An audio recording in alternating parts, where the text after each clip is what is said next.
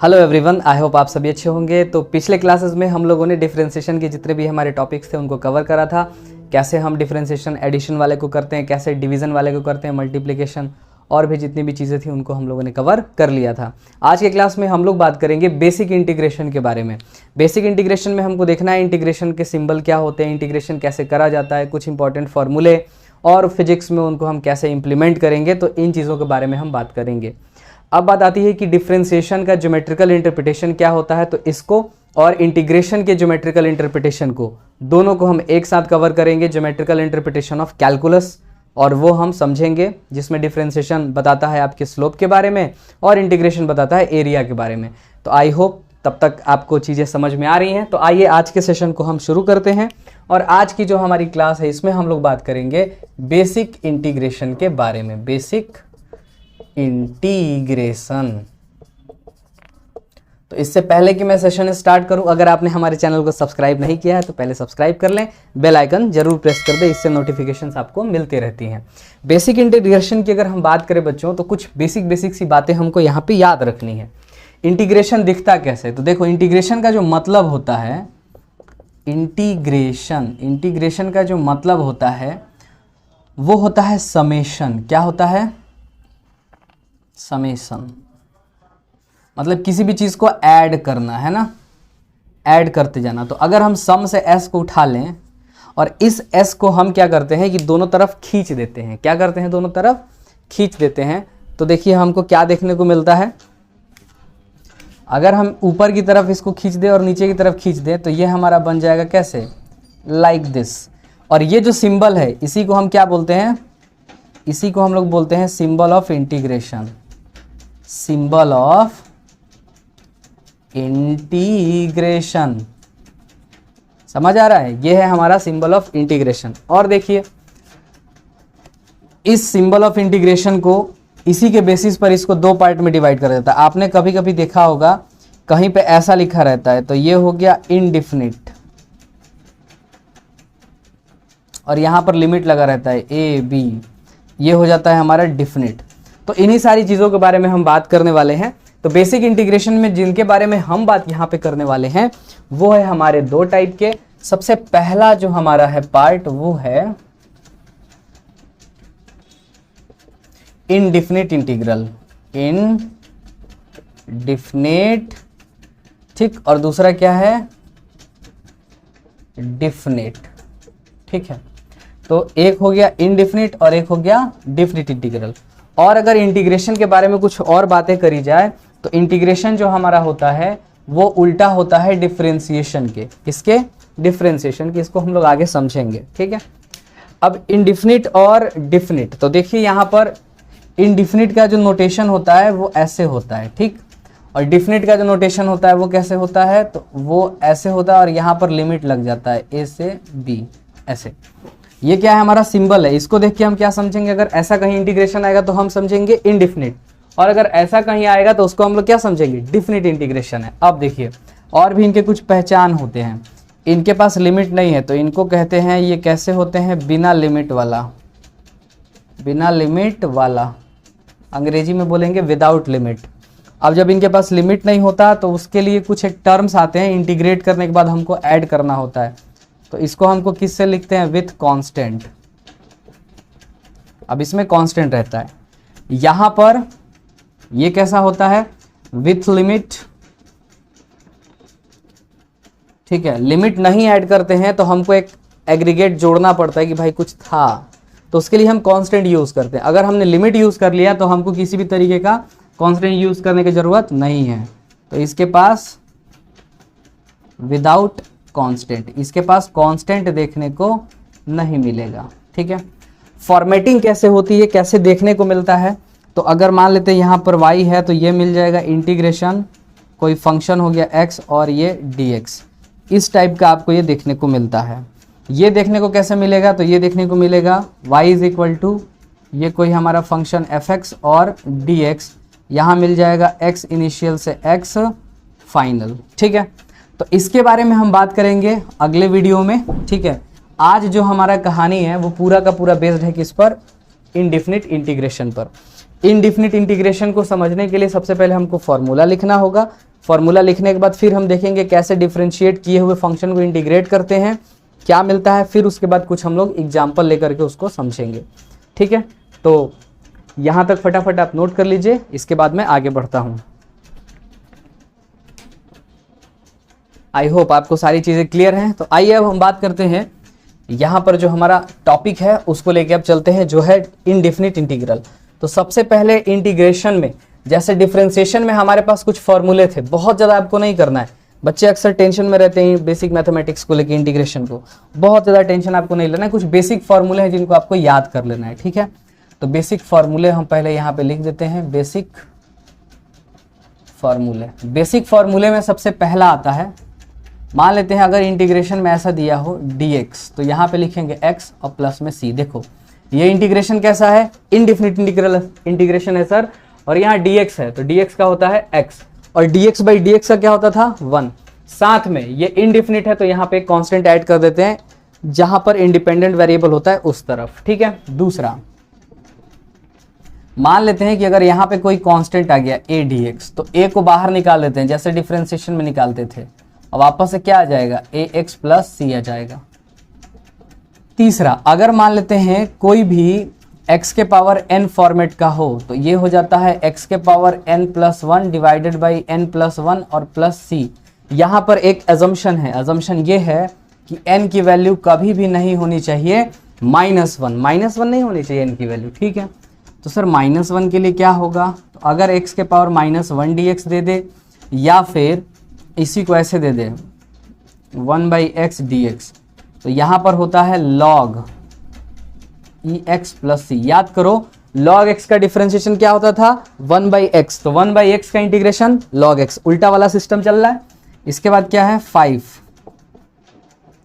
5th है हमारा sin x dx, तो याद करिए cos का डिफरेंशिएशन माइनस साइन, तो साइन का हो जाएगा माइनस cos, और साथ में c।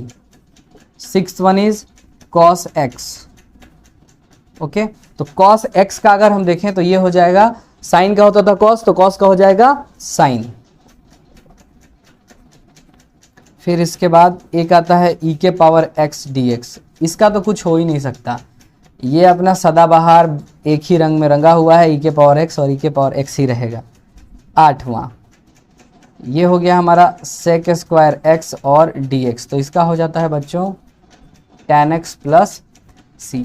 ये कुछ हमारे बेसिक से इंपॉर्टेंट फॉर्मूले हैं, जितने से हमारा काम बन जाता है, हमको बहुत ज़्यादा टेंशन लेने की ज़रूरत नहीं है। अब यहाँ पर जितने भी फॉर्मूले हमने लिखे हैं, ये सारे फॉर्मूले हमारे एप्लीकेबल हैं किसके लिए, डिफिनिट के लिए भी और इनडिफिनिट के लिए भी।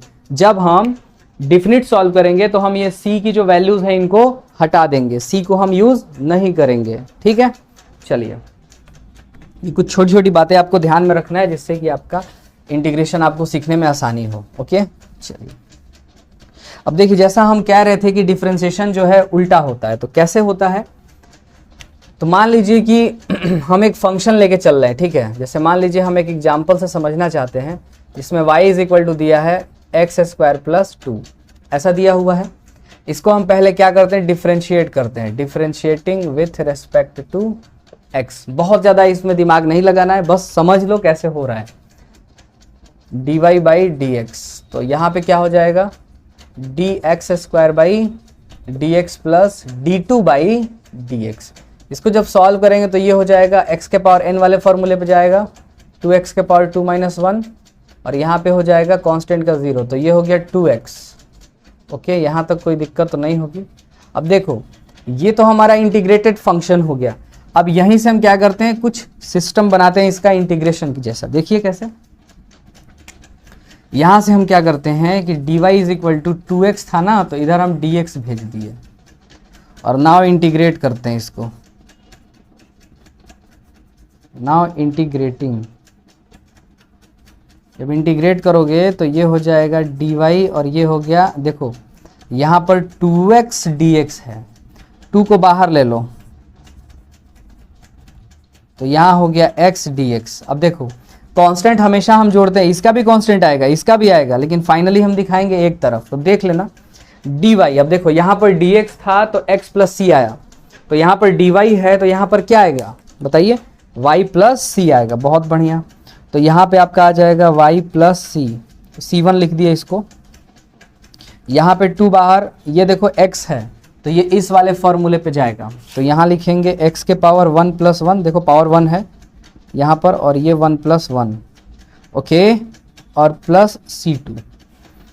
यहाँ पर y is equal to C1 को उधर भेज दो, 2x स्क्वायर बाई 2, और ये हो गया प्लस C2 माइनस C1। इन दोनों की जगह एक नया कांस्टेंट मैं रखने जा रहा हूँ, ठीक है। तो y इज इक्वल टू हमको मिला, 2 ने 2 को कैंसिल कर दिया, तो यहाँ हो गया x स्क्वायर प्लस एक नया कांस्टेंट c। अब यहाँ पे आपको दिखा देना है c is equal to C2 minus C1। अब देखो ये इक्वेशन को देखो, ठीक है, मैं ब्लू कलर से इनको लिख रहा हूँ। इस इक्वेशन को आप देखिए और इस इक्वेशन को आप देखिए, देख रहे हैं आप। इनडिफिनिट का मतलब क्या है कि ये कांस्टेंट को लेकर डिफिनिट नहीं रहता है कि कांस्टेंट क्या होगा, इसीलिए ये c ऐड करवा देता है। और c की वैल्यू यहाँ पर हम एज्यूम कर लेंगे 2। अगर हमने यहाँ पे एज्यूम कर लिया c की वैल्यू कितनी होगी 2, तो हमारा फंक्शन क्या बन जाएगा x स्क्वायर प्लस 2। तो देखा हमने क्या किया, पहले डिफरेंशिएट किया और फिर इंटीग्रेट किया, वापस से हमको वही फंक्शन मिल जाता है। इसीलिए कहा जाता है कि डिफरेंशिएशन जो है वो इंटीग्रेशन के उल्टा होता है और इंटीग्रेशन डिफरेंशिएशन के उल्टा होता है। It means integration differentiations are opposite to each other, बस ये बात है। अब कुछ क्वेश्चंस करके हम इनको और अच्छे से समझेंगे। तो आइए कुछ क्वेश्चंस कर लेते हैं जिनसे कि आपको आसानी हो, ठीक है। तो पहला एग्जाम्पल हम लेते हैं एकदम बच्चों वाला। मान लीजिए हमको y is equal to x square d x दिया हुआ है। कौन से फॉर्मेट पे जाएगा, फॉर्मेट पता करना है, तो फॉर्मेट ये वाला है तीसरे से।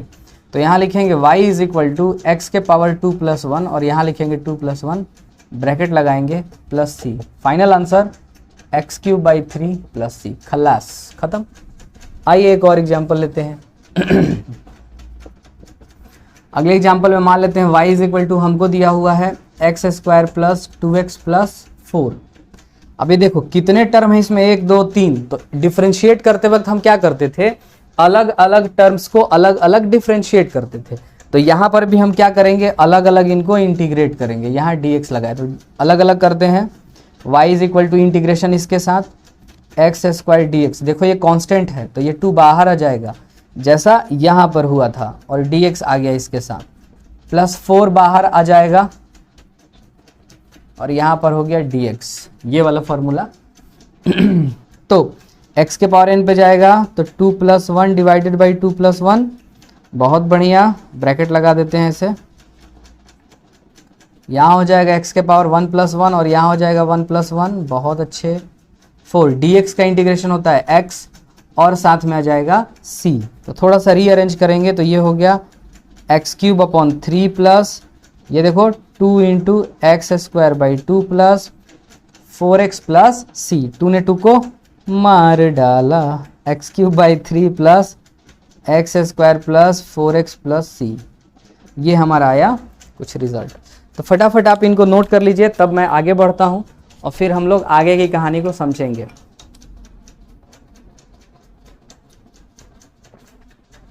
आई होप आप लोगों ने नोट कर लिया होगा। चलिए ठीक है, तो अब हम आगे बढ़ते हैं, कुछ और चीज़ों के बारे में बात करते हैं, कुछ और क्वेश्चंस के बारे में बात करते हैं।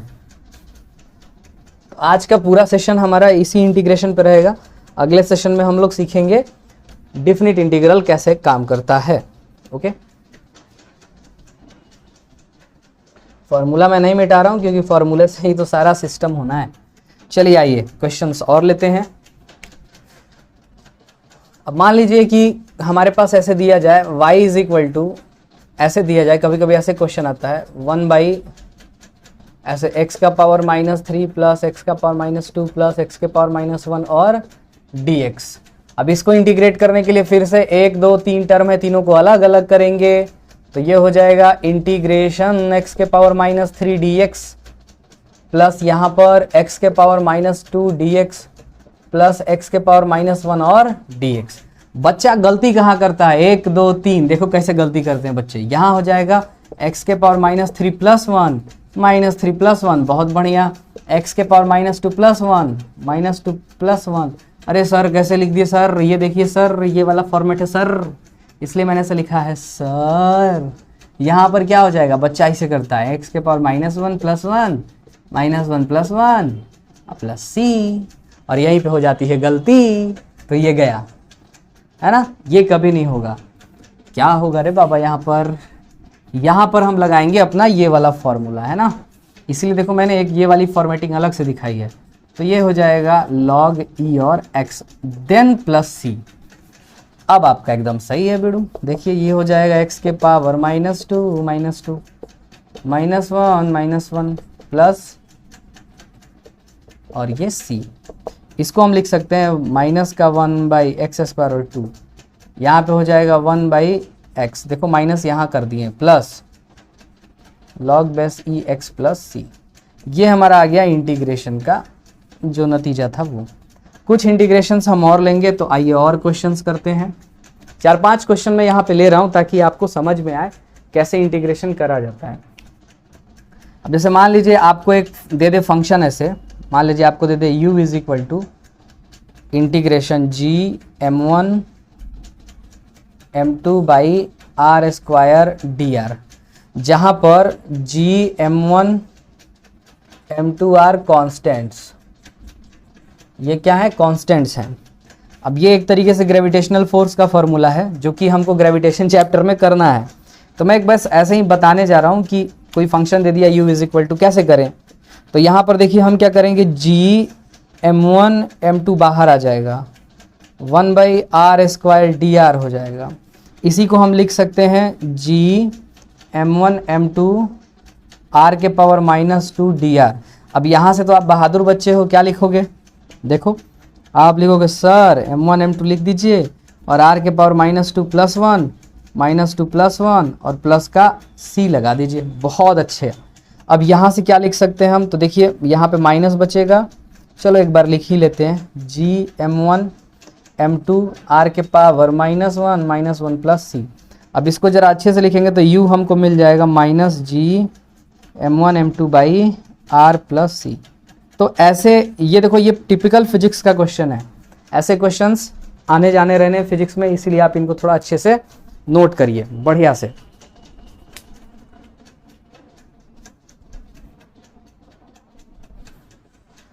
तो ऐसे क्वेश्चंस आते रहते हैं और इन क्वेश्चंस को हम ऐसे डील करते हैं, ऐसे इंटीग्रेट करते हैं, ऐसे करते हैं। तो आई होप आपको ये सारी चीज़ें समझ में आ रही होंगी।